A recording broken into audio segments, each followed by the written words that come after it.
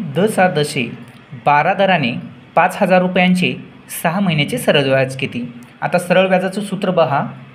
सरळ व्याज बरोबर म म्हणजे मुद्दल गुणिले द म्हणजे दर आणि क म्हणजे कालावधी भागिले 100. आता यामध्ये किमती ठेवूया.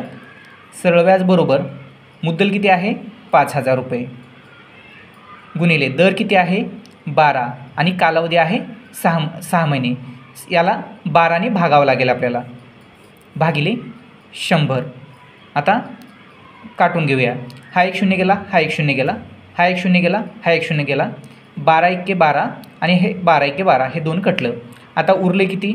सरळ व्याज बरोबर 50 गुणिले 6 म्हणजेच 300 रुपये. म्हणून सरळ व्याज बरोबर